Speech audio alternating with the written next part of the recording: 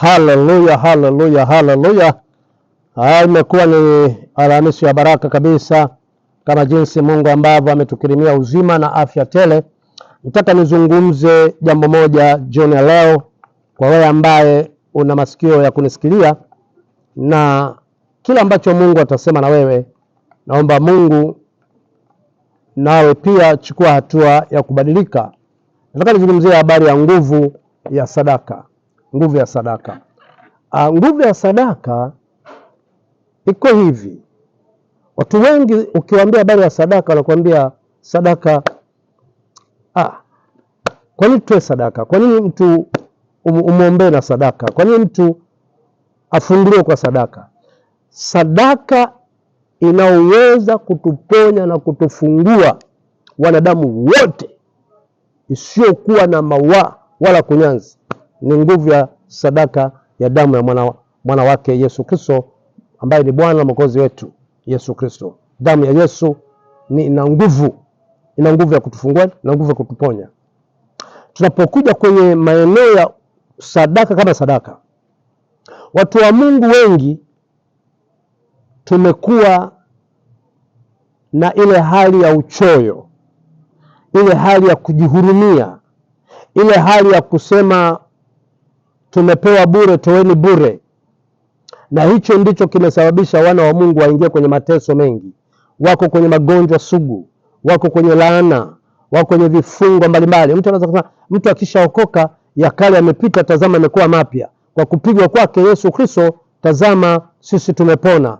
Ni kweli, hilo ni andiko. Maandiko yanasema kwamba andiko linaua ila Roho anahuisha. Kuna watu ambao wameokoka na wamebatizwa maji mengi, wanena kwa lugha, lakini napofika saa za mawingu tu ama mvua wanakamatwa na athma ya ukoo. Tunajiuliza, kwa kupigwa kwake ile andiko halijafanya kazi? Jibu ni hapana. Kuna maagano yalifanywa huko nyuma na koo zao na kabila zao. Ndio maana katika kabila zinatokea koo, kwenye koo ndiko kuna maagano. Kwa namna hii sadaka mbele za Mungu ina nguvu ya kukutetea, ina nguvu ya kukuokoa, ina nguvu ya kukusababishia upate utajirisho mkubwa. Kwa nini? Unakuta Kornelio alitoa sadaka, Mungu akazikumbuka sadaka za Kornelio, Kornelio akaokolewa. Hana alikosa mtoto kwa muda mwingi, akaombewa na watumishi mbalimbali. Alipoelewa kwamba acha nimlingane Bwana, limlingana Bwana na akatoa sadaka ya ng'ombe. Tunaona pale akampata Samueli, akampeleka madhabahuni mwa Bwana. Lakini kuna sadaka Hana aliitoa. Tunaona jinsi ambavyo sadaka ilivyowaua watumishi wa Mungu akina Anania na Safira. Iliwaua, ni sadaka. Kwa sadaka si tendo la kudharau. Watu wa duniani wanaenda kujisacrifice, wanatoa sadaka za ng'ombe, wengine wanatoa sadaka za wanyama, sadaka za wanadamu, ambao nakwenda kwa mtu anaenda kwa mganga, anataka utajiri, aweze kutamba kwa miaka 3, 4, 5, anapeleka sadaka yake kwa mganga, labda whatever kokote kule. Anaambiwa toa, ukiona kuku amedonoa mahindi 5 utakuwa tajiri miaka 5. Alafu anamwambia mama yako, mtoto wa kwanza wa kuzaliwa ama mke wako kati ya watu watatu ni vitu vinavyouma sana, mmoja wapo na mbona mtoe. Na mtu anapoteza kabisa ufahamu wa Mungu na hofu ya Mungu, anamtoa aidha mke, anamtoa aidha mtoto, anamtoa aidha mama yake mzazi. Na anapofanya kitendo kile, anaporudi mtu anakuta amekufa. Wewe ni mzaliwa wa kwanza, maana mzaliwa wa kwanza ana nguvu mbele za Bwana. Na ama mke wake amekufa au mama yake amekufa, afa anambia asilie. Baada ya miezi 3 unakuta tayari ameongeza kosta nyingine barabarani, ameongeza gari lingine barabarani, ameongeza duka lingine. Hiyo ni nguvu ya sadaka.